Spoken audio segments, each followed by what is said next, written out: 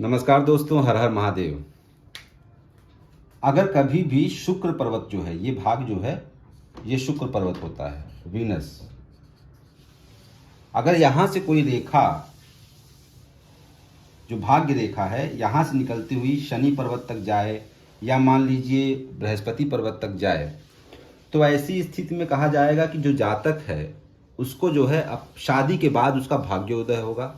पहली बात तो ये है। दूसरी बात ये है कि स्त्री से उसको लाभ होगा। और कई बार ऐसा देखा गया है, इनको ससुराल से अच्छा खासा जो मतलब कहते हैं ना, धन, अच्छी प्रॉपर्टी कई बार मिलती है, अच्छा पैसा मिलता है, सपोर्ट मिलता है, सारी चीज़ें मिलती हैं अगर रेखा जो है, भाग्य रेखा शुक्र पर्वत से निकलकर और यहाँ पर जाती है।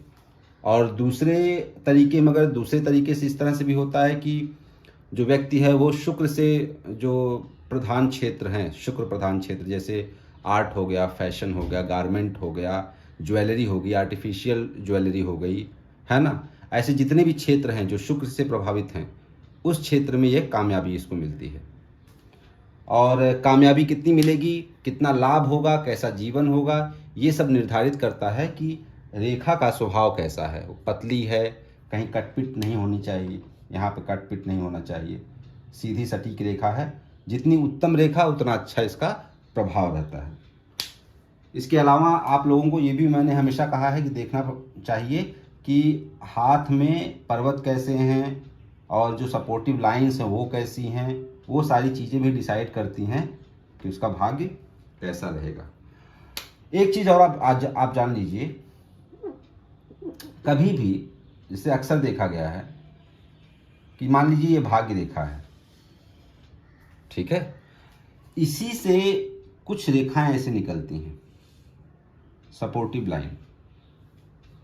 अगर छोटी छोटी, कई बार ये बहुत छोटी छोटी होती हैं, एकदम माइनर, हल्की हल्की, ऐसे ऐसे, जैसे कि पेड़ की शाखाओं में पत्तियां निकलती हैं या कोई नई डाल निकलती है ना, वैसे ही छोटी छोटी रेखाएं अगर भाग्य रेखा से निकल रही हैं, तो ये जिस जिस टाइम पर ये निकलती है, यहाँ से मान लीजिए यहाँ पे निकली, फिर यहाँ पे निकली, यहाँ पे निकली, उम्र के उस पड़ाव में उनको जो है एक बूस्ट मिलता है। कहते हैं ना कि मान लीजिए बिजनेस कर रहे हैं, उनको महीने का 2 लाख रुपया आ रहा है, लेकिन जैसे ही इस पड़ाव पर आए और यहाँ से कोई रेखा ऐसी निकली है, तो वही 2 लाख उनका 20 लाख में बदल जाता है।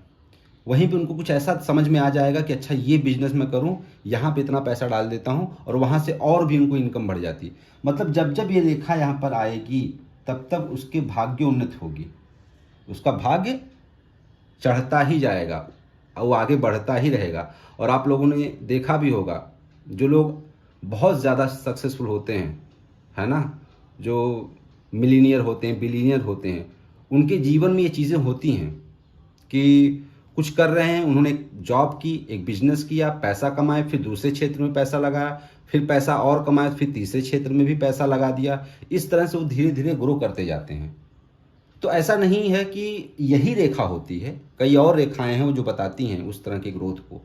लेकिन अगर आपके हाथ में भाग्य रेखा से कुछ रेखाएं ऐसे ऊपर ऊपर जा रही हैं, तो आप निश्चिंत हो जाइए, क्योंकि आपको अपॉर्चुनिटी मिलेगी। आपको बस मेहनत करते रहना है, काम करते रहना है, आपको समय के अनुसार आपको ग्रोथ मिलता रहेगा। इसके अलावा मान लीजिए,